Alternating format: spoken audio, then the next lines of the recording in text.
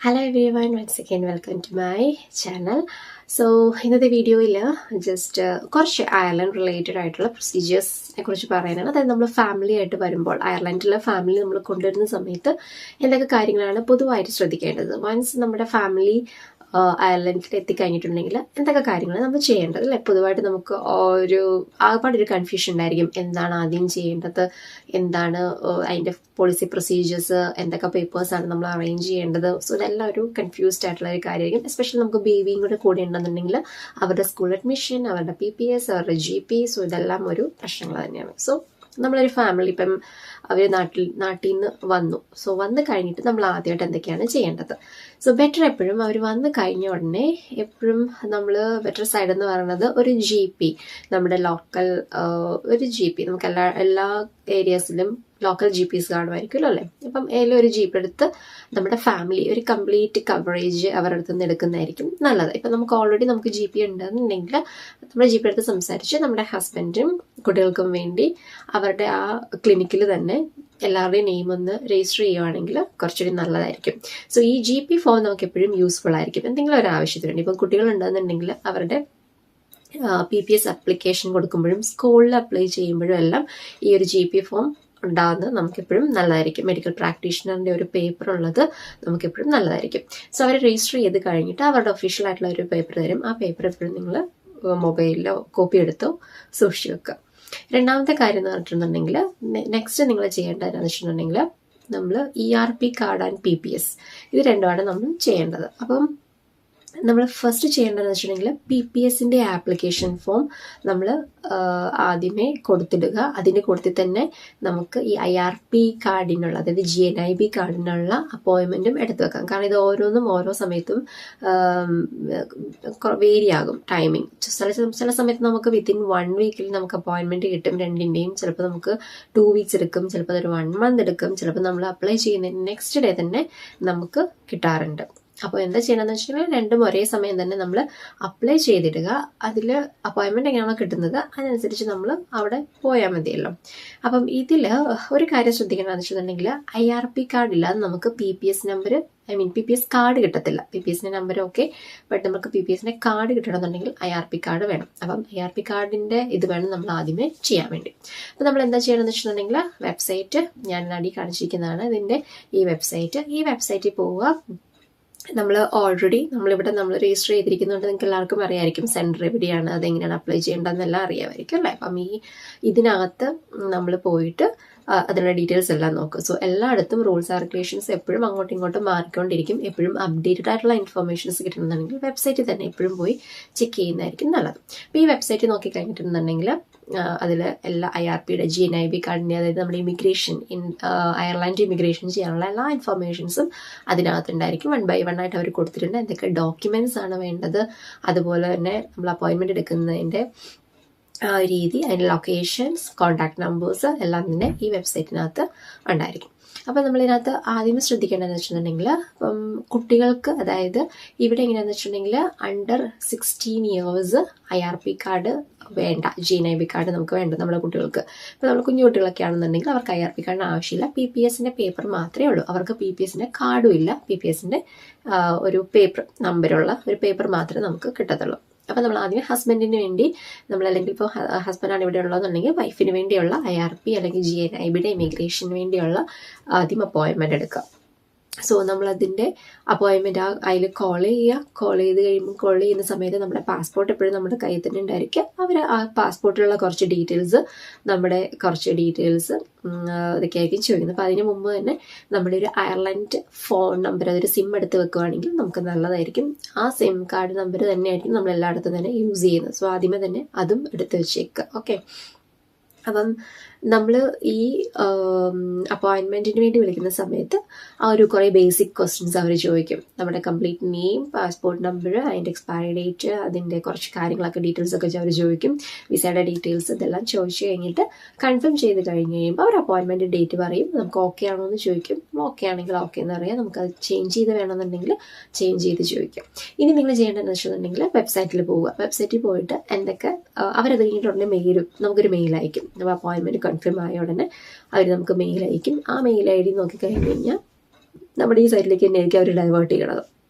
അപ്പം നമ്മൾ already critical വിസയിലുള്ള ഇവിടെ വർക്ക് ചെയ്യുന്ന നമ്മുടെ സ്പൗസിന് 1G ആയിരിക്കും വരുന്നത്. സ്റ്റാമ്പ് 1G വിസ ആയിരിക്കും കിട്ടുന്നത്. അപ്പം നമ്മൾ സ്റ്റാമ്പ് 1G വിസയുടെ അടിയിലുള്ള എന്തൊക്കെ പേപ്പേഴ്സാണ് വേണ്ടതെന്നുള്ളത് നോക്കാം. അപ്പോൾ ഇനി നിങ്ങൾ എന്താ ചെയ്യേണ്ടതെന്ന് വെച്ചിട്ടുണ്ടെങ്കിൽ ഒരു പോളിസി എപ്പോഴും എടുത്തു വെക്കുക. ഓക്കെ, സോ ഇമ്പോർട്ടൻ്റ് ആയിട്ടുള്ള പേപ്പേഴ്സ് എന്ന് വെച്ചിട്ടുണ്ടെങ്കിൽ നമുക്ക് ഈ IRP അല്ലെങ്കിൽ GNIB-യുടെ അപ്പോയിൻമെൻറ്റ് പോകുന്ന സമയത്ത് അവർ ചോദിക്കുന്ന കാര്യങ്ങൾ നമ്മുടെ പാസ്പോർട്ട്, നമ്മുടെ IRP കാർഡ്, നമ്മുടെ സ്പൗസിൻ്റെ പാസ്പോർട്ട്, ഒറിജിനൽ പാസ്പോർട്ട്, അതുപോലെ നമ്മുടെ വർക്ക് പെർമിറ്റ്, അവരുടെ മെഡിക്കൽ ഇൻഷുറൻസ് പോളിസി. ഓക്കെ, പിന്നെ ഒരെണ്ണം നമ്മുടെ അഡ്രസ് പ്രൂഫ്. സോ ഇത്രയും കാര്യങ്ങളാണ് സാധാരണ രീതിയിൽ ചോദിക്കാറുള്ളത്. അപ്പം ഇതിൽ ഈ മെഡിക്കൽ ഇൻഷുറൻസ് പോളിസി എടുക്കുമ്പോൾ പ്രത്യേകം നമ്മൾ ശ്രദ്ധിക്കണം, നമ്മൾ ലോക്കൽ പോളിസീസ് എടുക്കാതിരിക്കാൻ നോക്കുക. 10 യൂറോ 20 യൂറോസിലൊക്കെ നമുക്ക് പോളിസീസ് കാണും. സോ അതെടുക്കാതെ ഒരു 45 റേഞ്ച് 40 എബോ റേഞ്ചിലുള്ള ഇൻഷുറൻസ്, അതായത് അതിനകത്ത് മെഡിക്കൽ ഇൻഷുറൻസ് കവറേജ് ഉണ്ടോ എന്നുള്ളത് പ്രത്യേകം നോക്കിയിട്ട് എടുക്കാവുള്ളൂ. അത് മാത്രമേ അവർ അക്സെപ്റ്റ് ചെയ്യത്തുള്ളൂ, അല്ലെങ്കിൽ അവരത് അക്സെപ്റ്റ് ചെയ്യത്തില്ല. സോ അത് പോളിസി എടുത്തിട്ട് അതിൻ്റെ പേപ്പേഴ്സ് ഡൗൺലോഡ് ചെയ്ത് അതിൻ്റെ പ്രിൻറ്റും കൂടെ നമ്മുടെ കയ്യിൽ വെച്ചേക്കും. ഓക്കെ, അപ്പോൾ നമുക്കൊരു ആപ്ലിക്കേഷൻ ഫോം അവിടെ ചെന്ന് കഴിയുമ്പോൾ, അപ്പോയിൻമെൻ്റ് എന്ന് അവിടെ ചെല്ലുമ്പോൾ നമുക്കൊരു ആപ്ലിക്കേഷൻ ഫോം അവർ എൻട്രൻസിലാണ് വെച്ച് തരും. ടോക്കൺ എടുത്ത് കഴിഞ്ഞ് കഴിയുമ്പം ആ ഫോം അവിടെ നിന്ന് ക്ലിയർ ആയിട്ട് നമ്മൾ ഫില്ല് ചെയ്യുക. അതിൽ ഇൻഫർമേഷൻസ് എല്ലാം കറക്റ്റ് ആയിരിക്കണം, അഡ്രസ്സും കറക്റ്റ് ആയിരിക്കണം. കാരണം കാർഡ് നമ്മുടെ വീട്ടിലേക്കാണ് അവർ സെൻഡ് ചെയ്യുന്നത്. അഡ്രസ്സ് ഒന്നും എയർ കോഡൊന്നും തെറ്റാതെ കറക്റ്റായിട്ടും ഫോൺ നമ്പർ, ഇമെയിൽ ID എല്ലാം കറക്റ്റായിട്ട് തന്നെ ഫില്ല് ചെയ്യുക. അവരെ ചാമ്പറിൽ ചെന്ന് കഴിയുമ്പോൾ അവർ ഡീറ്റെയിൽസ് എല്ലാം ചോദിക്കും, കാർഡ്സ് എല്ലാം നോക്കും. അവർ ഡിസൈഡ് ചെയ്യും നമ്മുടെ ഏത് കാറ്റഗറിയിലാണ് നമ്മുടെ സ്പൗസ് വരുന്നത് എന്നുള്ളത്. സോ 1G ആണെന്നുണ്ടെങ്കിൽ അവർക്ക് അയർലൻഡിനകത്ത് വർക്ക് ചെയ്യാം, ഏത് വർക്കുകളിലും ചെയ്യാം. മീൻസ് ബിസിനസ് ചെയ്യാൻ പറ്റില്ല, ബട്ട് ഏത് വർക്ക് വേണമെങ്കിലും നമ്മളെപ്പോലെ തന്നെ വർക്ക് പെർമിറ്റ് ഇല്ലാതെ അവർക്ക് വർക്ക് ചെയ്യാനുള്ള ഒരു പെർമിഷനാണ് അവർ കൊടുക്കുന്നത്.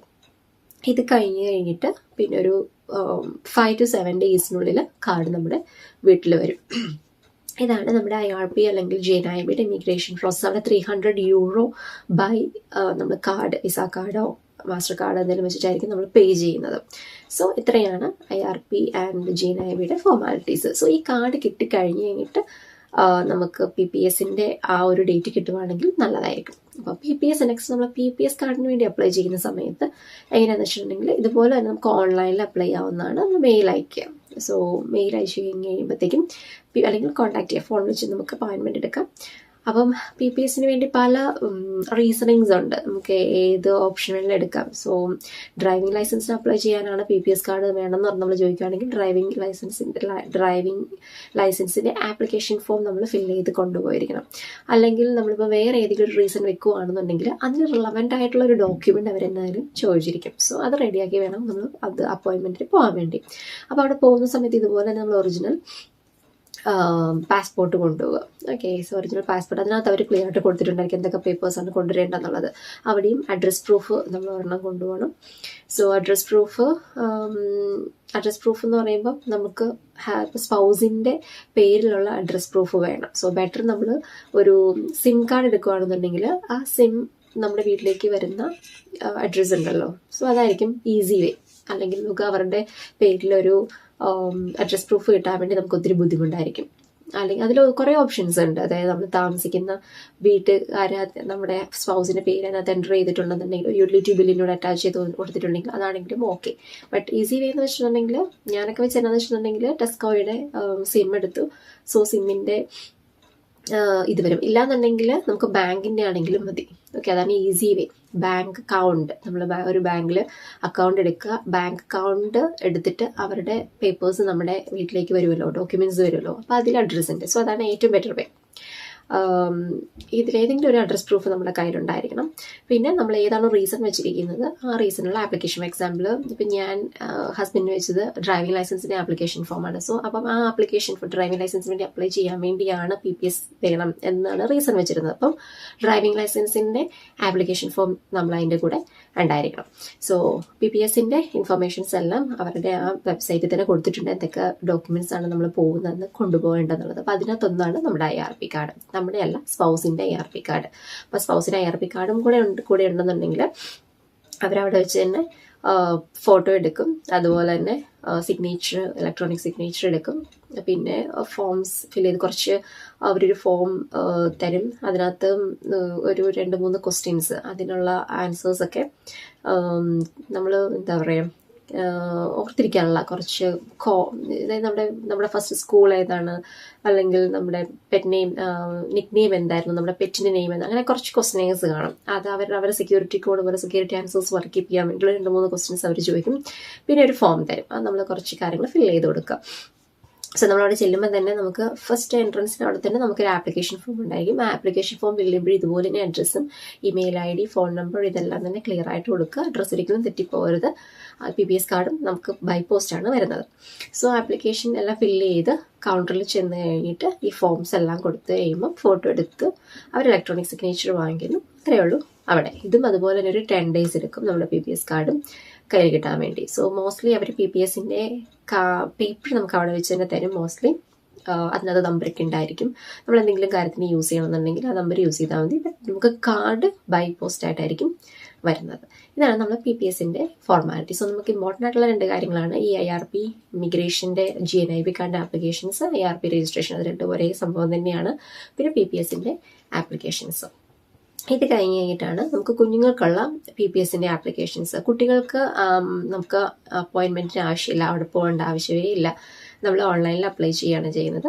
ഓൺലൈനിൽ അപ്ലൈ ചെയ്യുമ്പോഴും ഇതുപോലൊരു ആപ്ലിക്കേഷൻ ഫോം ഉണ്ട്, നമ്മൾ ഡൗൺലോഡ് ചെയ്തെടുക്കാം. നമുക്ക് സൈറ്റിൽ നിന്ന് തന്നെ ഡൗൺലോഡ് ചെയ്തെടുത്തിട്ട് ഫോർ ചിൽഡ്രൻ എന്ന് പറഞ്ഞിട്ട് അത് കംപ്ലീറ്റ് ആയിട്ട് ഫില്ല് ചെയ്യുക. അതിലും ഉണ്ട് അവർ ചോദിച്ചിട്ടുണ്ട്, റീസൺ ചോദിച്ചിട്ടുണ്ട്. സോ റീസൺ ചോദിക്കുമ്പം നമ്മൾ ബെറ്റർ വേ കുഞ്ഞുങ്ങൾക്കാവുമ്പം സ്കൂളിലൊക്കെ ആണെങ്കിൽ പ്രീ സ്കൂൾ ടൈം അല്ലെങ്കിൽ സ്കൂൾ ഏജ്, ആ ഒരു ഏജ് ആണെങ്കിൽ സ്കൂൾ അഡ്മിഷൻ എന്ന് പറഞ്ഞ് നമ്മൾ റീസൺ വെച്ചിട്ടുണ്ടെങ്കിൽ അവർ സ്കൂളിന്റെ അഡ്മിഷൻ റിലേറ്റഡ് ആയിട്ടുള്ള ഡോക്യുമെന്റ്സ് അവർ ചോദിക്കും. സോ ബെറ്റർ നമ്മൾ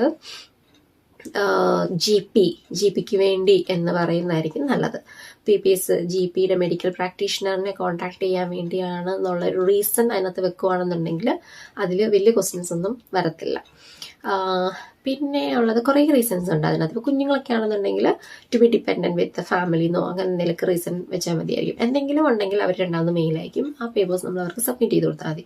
സോ കംപ്ലീറ്റ് ആപ്ലിക്കേഷൻ ഫോം എല്ലാം ഫില്ല് ചെയ്യുക. അതിനകത്ത് തന്നെ റിലവൻ്റ് ആയിട്ടുള്ള അറ്റാച്ച് ചെയ്യാനുള്ള കാര്യങ്ങളൊക്കെ ചോദിച്ചിരിക്കും. ലൈക്ക് ബർത്ത് സർട്ടിഫിക്കറ്റ്സ്, ബേബീസിൻ്റെ ബർത്ത് സർട്ടിഫിക്കറ്റ്, പാസ്പോർട്ട് പേജ് അല്ലെങ്കിൽ വിസ പേജ്, അങ്ങനെ എന്തെങ്കിലുമൊക്കെ ഡീറ്റെയിൽസ് അവർ ചോദിച്ചിട്ടുണ്ടായിരിക്കും. സോ ആ സംഭവങ്ങളും കൂടെ അറ്റാച്ച് ചെയ്തിട്ട് PDF ആയിട്ട് അറ്റാച്ച് ചെയ്ത് മെയിൽ അയച്ചാൽ മതി.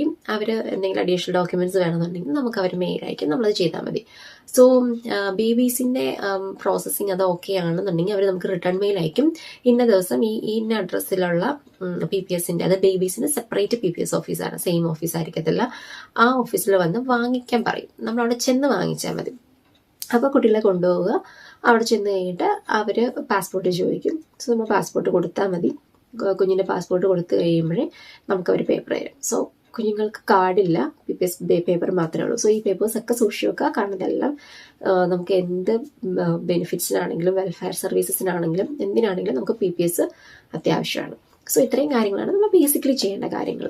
അത് കഴിഞ്ഞിട്ടുള്ളതാണ് ഞാൻ പറഞ്ഞ ബാങ്ക് അക്കൗണ്ട്. സോ സ്പൗസിന് എപ്പോഴും ആദ്യമേ തന്നെ വന്ന ഉടനെ തന്നെ ഒരു SIM കാർഡ് എടുക്കുക. SIM കാർഡ് എടുത്ത് കഴിഞ്ഞ ഉടനെ ബാങ്ക് അക്കൗണ്ട് എടുക്കുക. ഏതെങ്കിലും ഒരു ബാങ്കിൽ നമ്മൾ അക്കൗണ്ട് എടുത്ത് വെക്കുക. സോ ഈ കാര്യങ്ങളാണ് നമ്മൾ ബേസിക്കലി ചെയ്യുന്ന ഫസ്റ്റ് തിങ് എന്ന് പറഞ്ഞത്.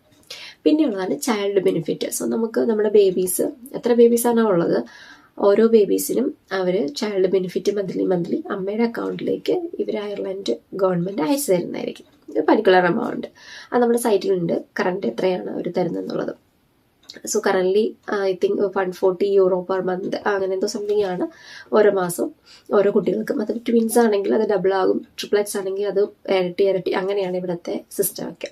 അപ്പോൾ ചൈൽഡ് ബെനിഫിറ്റിന് വേണ്ടി നമ്മൾ എന്തൊക്കെയാണ് ചെയ്യേണ്ടതെന്ന് വെച്ചിട്ടുണ്ടെങ്കിൽ കുഞ്ഞിൻ്റെ PPS നമ്പർ, ഇപ്പോൾ നമ്മൾ കുട്ടികളുടെ PPS നമ്പറിൻ്റെ അല്ലെങ്കിൽ PPS നമ്പറിൻ്റെ പേപ്പർ ഉണ്ടല്ലോ, പേപ്പർ കിട്ടി കഴിഞ്ഞുകൊണ്ട് നമുക്ക് വലിയ ധൃതി വെക്കേണ്ട ആവശ്യമില്ല. കാരണം നമ്മളിപ്പോൾ ഡിലേ ചെയ്തെന്ന് പറഞ്ഞാലും അവരുടെ വിസ എന്നാണോ എൻ്റർ ആയിരിക്കുന്നത്, ആ വിസയല്ല, അവരുടെ ഇമിഗ്രേഷൻ എപ്പോഴാണ് നമ്മൾ എയർപോർട്ടിൽ വന്നത്, അയർലൻഡിൽ വന്നത്, അന്നത്തെ ദിവസം മുതലുള്ള എമൗണ്ട് നമുക്ക് അക്കൗണ്ടിൽ വരുന്നതായിരിക്കും. അത് നമ്മളിപ്പം അപ്ലൈ ചെയ്തെന്ന് പറഞ്ഞാൽ. പക്ഷേ ഒരു മിനിമം സമയമുണ്ട്, ആ സമയത്തിൽ കൂടുതൽ ലേറ്റ് ആവരുത്. നമുക്കൊരു 3 to 6 months നമ്മുടെ ഈ പേപ്പേഴ്സ് എല്ലാം നമ്മൾ ചെയ്യുമല്ലോ. അപ്പം നമ്മൾ ഇതിനകത്ത് എന്തൊക്കെയാണെന്ന് വെച്ചിട്ടുണ്ടെങ്കിൽ ഇതുപോലെ തന്നെ അപ്പം നമ്മുടെ സ്പൗസിൻ്റെ IRP കാർഡും PPS ഒക്കെ കിട്ടിക്കഴിഞ്ഞ് കഴിഞ്ഞിട്ടാണ് നമ്മൾ ബേബീസിന് ചെയ്യാൻ തുടങ്ങുന്നത്. കാരണം ഇതിനെല്ലാം അത് തന്നെ വേണം. ഇതുപോലെ തന്നെ നമുക്ക് സൈറ്റിൽ നിന്ന് ഡൗൺലോഡ് ചെയ്തെടുക്കാം. അവരുടെ കറൻറ്റ് ചൈൽഡ് ബെനിഫിറ്റിൻ്റെ പേപ്പർ ഡൗൺലോഡ് ചെയ്യുക, അത് കംപ്ലീറ്റ് ആയിട്ട് ഫില്ല് ചെയ്യുക, ക്ലിയർ ആയിട്ട് എല്ലാ കാര്യങ്ങളും. അതൊരു 12-13 പേജസ് ഉണ്ട്. അതെല്ലാം ക്ലിയർ ആയിട്ട് നമ്മൾ ഫില്ല് ചെയ്യാം. അതിൻ്റെ കൂടുതൽ അറ്റാച്ച് ചെയ്യേണ്ട ഫോംസ് എന്തൊക്കെയാണെന്ന് വെച്ചിട്ടുണ്ടെങ്കിൽ നമ്മുടെ രണ്ടുപേരുടെയും മെയിനായിട്ടും നമ്മുടെ 2 പേര്, അതായത് ഹസ്ബൻഡ് ആൻഡ് വൈഫിൻ്റെ പാസ്പോർട്ട് കോപ്പീസ്, അതുപോലെ തന്നെ IRP കാർഡ്, GNIB കാർഡ്, ബേബിയുടെ പാസ്പോർട്ട്, ബേബിയുടെ വിസ, ബർത്ത് സർട്ടിഫിക്കറ്റ്, PPSൻ്റെ പേപ്പർ, നമ്മുടെ 3 പേരുടെയും, അതായത് ഹസ്ബൻഡ് ആൻഡ് വൈഫിൻ്റെയും കുഞ്ഞുങ്ങളുടെയും PPSൻ്റെ പേപ്പേഴ്സ്. പിന്നെ വേണ്ടതാണ് ഞാൻ പറഞ്ഞ GPയുടെ ഫോം. ഓക്കെ, ബേബീസിൻ്റെ GP മെഡിക്കൽ ഇതായിട്ടുള്ള ഇത്, അല്ലെങ്കിൽ സ്കൂളിലെ അഡ്മിഷൻ റെക്കോർഡ്സ്, അങ്ങനെ എന്തെങ്കിലും അവരുടേതായിട്ടുള്ള എന്തെങ്കിലും ഒരു ഫോം വേണം നമുക്ക്. ബെറ്റർ GPയുടെ ഫോം തന്നെയായിരിക്കും നല്ല, അവരുടെ പേരും ഒക്കെ ഡീറ്റെയിലൊക്കെ ഉള്ളത്. പിന്നെ ഉള്ളതാണ് അവരുടെ ടിക്കറ്റ് ഉണ്ടെന്നുണ്ടെങ്കിൽ അതും നല്ലതായിരിക്കും. പിന്നെ വിസ സ്റ്റാമ്പ് ചെയ്ത പേപ്പർ മാൻഡറ്ററി ആയിട്ട് വേണം. ഇത്രയും കാര്യങ്ങളാണ് നമുക്ക് ആ ഫോമിൻ്റെ കൂടെ അറ്റാച്ച് ചെയ്യാനുള്ളത്. സോ ഇത്രയും കാര്യങ്ങൾ അറ്റാച്ച് ചെയ്തിട്ട് നമുക്ക് നമ്മുടെ ആ സൈറ്റിൽ തന്നെ അഡ്രസ്സ് ഉണ്ട്, ആ അഡ്രസ്സിലേക്ക് ബൈ പോസ്റ്റ് അയക്കുക. ഓക്കെ, സോ നമ്മൾ ബൈ പോസ്റ്റ് ഈ ആപ്ലിക്കേഷൻ ഫോംസും ഈ അറ്റാച്ച്മെൻറ്റ്സ് എല്ലാം കൂടെ ചേർത്തിട്ട് ബൈ പോസ്റ്റ് അയക്കുക. അത് കഴിഞ്ഞിട്ട് അവർക്ക് എന്തെങ്കിലും അഡീഷണൽ പേപ്പേഴ്സ് എന്തെങ്കിലും വേണമെന്നുണ്ടെങ്കിൽ അവർ ക്വയറി ആയിട്ട് അയച്ചോളൂ, നമ്മളത് അഡീഷണൽ ആയിട്ട് മെയിൽ അയച്ച് കൊടുത്താലും മതി. സോ അത് കുറച്ച് ടൈം എടുക്കും. അത് കഴിഞ്ഞിട്ട് അപ്രൂവൽ ആയി കഴിഞ്ഞ് കഴിയുമ്പോഴത്തേക്കും അമ്മയുടെ അക്കൗണ്ടിലേക്ക് മാസം അത് മണി ട്രാൻസാക്ട് ചെയ്ത് വന്നുകൊണ്ടേയിരിക്കും. ഇത്രയാണ് നമ്മുടെ ബേബി വെൽഫെയറിൻ്റെ കാര്യങ്ങളൊക്കെ. പിന്നെ ഉള്ളതാണ് നമ്മൾ റവന്യൂ. സോ നമ്മൾ റവന്യൂ സൈറ്റ് ഓപ്പൺ ചെയ്യുക. നമുക്ക് ഓൾറെഡി റവന്യൂ ഉണ്ടായിരിക്കുമല്ലോ, നമ്മുടെ ടാക്സ് റിലേറ്റഡ് ആയിട്ടുള്ള കാര്യങ്ങളെല്ലാം മൈ റവന്യൂ എന്ന് പറഞ്ഞിട്ടുണ്ടായിരിക്കുമല്ലോ. സോ അതിനകത്ത് നമ്മുടെ സ്റ്റാറ്റസ് എപ്പോഴും സിംഗിൾ എന്നായിരിക്കും കിടക്കുന്നത്. അപ്പം നമ്മുടെ ഫാമിലി വന്നു കഴിഞ്ഞാൽ നമ്മളത് മാറ്റി അത് മാരീഡ് എന്നാക്കണം. അപ്പോൾ അതൊരു ചെറിയൊരു പ്രോസസ്സിംഗ് ആണ്. കാരണം നമ്മുടെ സ്പൗസ് വന്നു കഴിയുമ്പോൾ നമുക്ക് ഡിപ്പെൻഡൻസ് ഉണ്ടെന്നുണ്ടെങ്കിൽ നമുക്ക് ടാക്സ് ഇത് ഹാഫായിട്ട് കുറയും അല്ല. ഇപ്പോൾ 40% കട്ട് ചെയ്യുന്നവർക്കാണെങ്കിൽ 20% ആയിട്ട് കട്ട് ചെയ്യുന്നതായിരിക്കും. അപ്പം നമ്മൾ അതിനകത്ത് എന്താ ചെയ്യണമെന്ന് വെച്ചിട്ടുണ്ടെങ്കിൽ എഡിറ്റ് ഓപ്ഷൻ എടുക്കുക. എഡിറ്റ് ഓപ്ഷൻ എടുത്തിട്ട് സിംഗിൾ എന്നുള്ളത് മാറ്റിയിട്ട് നമ്മൾ മാരീഡ് എന്ന് നമ്മൾ ടൈപ്പ് ചെയ്യുകയാണെന്നുണ്ടെങ്കിൽ, സെലക്ട് ചെയ്യുകയാണെന്നുണ്ടെങ്കിൽ അവർ മാരേജ് ഡേറ്റ് അങ്ങനത്തെ കുറച്ച് ഡീറ്റെയിൽസ് ഒക്കെ ചോദിക്കും. നമ്മുടെ സ്പൗസിൻ്റെ ഡീറ്റെയിൽസ്, ഡിപ്പെൻഡൻറ്റ് ബേബീസ് ഉണ്ട്, അങ്ങനത്തെ കുറേ ഡീറ്റെയിൽസ് ഒക്കെ ചോദിക്കും. നമ്മളതെല്ലാം അപ്ഡേറ്റ് ചെയ്ത് പോയി കഴിഞ്ഞ് കഴിയുമ്പോഴത്തേക്കും അപ്പോൾ അവിടെ എന്ത് ചെയ്യണം, നമ്മുടെ ഹസ്ബൻഡിൻ്റെ PPS നമ്പറും അവരവിടെ ചോദിക്കുന്നുണ്ട്. അതുപോലെ തന്നെ അപ്പോൾ നമ്മൾ എന്ത് വേണം, സ്പൗസിൻ്റെ മൊബൈലിൽ ഓപ്പൺ ചെയ്തിട്ട് നമ്മൾ റവന്യൂവിൽ ഒരു അക്കൗണ്ട് ക്രിയേറ്റ് ചെയ്തിട്ട് ഇടുക. അപ്പോൾ അവർക്കും അത് സിംഗിൾ എന്നായിരിക്കും കിടക്കുന്നത്. അപ്പം നമ്മുടേതും അവരുടേതും ഓപ്പൺ ചെയ്ത് കഴിഞ്ഞ് കഴിയുമ്പം നമ്മളത് രണ്ടും കൂടെ ഈ അപ്ഡേറ്റ് ചെയ്തിട്ട് അത് മാരീഡ് എന്നുള്ളത് ആക്കുമ്പോഴത്തേക്കും രണ്ടിലും അപ്ഡേറ്റ് എന്താ പറയുക, നമ്മൾ അപ്ഡേറ്റ് എന്ന് പറഞ്ഞ് കാണിക്കും. ഓക്കെ, മറൈറ്റൽ സ്റ്റാറ്റസ് അപ്ഡേറ്റിംഗ് എന്ന് പറഞ്ഞ് കുറച്ച് നാൾ കിടപ്പുണ്ടായിരിക്കും. അപ്പോൾ അത് അക്സെപ്റ്റൻസ് വേണം, രണ്ടുപേരുടെയും അങ്ങോട്ടും ഇങ്ങോട്ടും അക്സെപ്റ്റൻസ് വേണം. അതായത് ആരുടെ ടാക്സ് ആണ് കട്ട് ചെയ്യേണ്ടത്, ഈക്വലായിട്ട് കട്ട് ചെയ്യണോ, അതുപോലെ തന്നെ അല്ലെങ്കിൽ ഇപ്പം കൂടുതലായിട്ട് സാലറി ആർക്കാണുള്ളത് അവരുടെ ടാക്സ് ആണ് കൂടുതൽ കട്ട് ചെയ്യേണ്ടത്, അങ്ങനെ കുറച്ച് 4 ഓപ്ഷൻസ് ഉണ്ട്. അതിലിപ്പോഴും നല്ലത് കൂടുതൽ സാലറി കിട്ടുന്ന വർക്ക് പെർമിറ്റ് ഉള്ള ആൾക്ക് കുറച്ച് അതോറിറ്റി കൊടുക്കുന്നതായിരിക്കും എപ്പോഴും നല്ലത്. നമ്മളത് ക്ലിക്ക് ചെയ്യുക. അപ്പം സ്പൗസിൻ്റെ റവന്യൂ ഓപ്പൺ ചെയ്യുമ്പോഴും നമ്മൾ ആ പോർഷൻ തന്നെ ക്ലിക്ക് ചെയ്യുക. ആർക്കാണ് കൂടുതൽ സാലറി കിട്ടുന്നത് അവരുടെ ടാക്സ് ആണ് കൂടുതലായിട്ട് കട്ട് ചെയ്യേണ്ടത് എന്നുള്ളത് നമ്മൾ രണ്ടിടത്തും ക്ലിക്ക് ചെയ്തിട്ടുവാണെങ്കിൽ ഒരു കുറച്ച് നാളെടുക്കും അത് ഒന്ന് അപ്ഡേറ്റ് ആയി വരാൻ വേണ്ടി. അപ്പോൾ ആ സിംഗിൾ എന്നുള്ളത് മാറി മാരീഡ് ആയിട്ട് വന്നു കഴിഞ്ഞ് കഴിയുമ്പോഴത്തേക്കും പിന്നെ കുറച്ച് ഫോർമാലിറ്റീസ് ഉണ്ട്. അത് അവർ മെയിൽ അയക്കും, അവരൊരു ഫോം അയച്ചു തരും. ഫോം ഫില്ല് ചെയ്ത് തിരിച്ചവർക്ക് അയച്ചു കൊടുക്കാനുള്ളത് ഈ സെയിം ഡീറ്റെയിൽസ് തന്നെയാണ് അവരതിനും ചോദിക്കുന്നത്.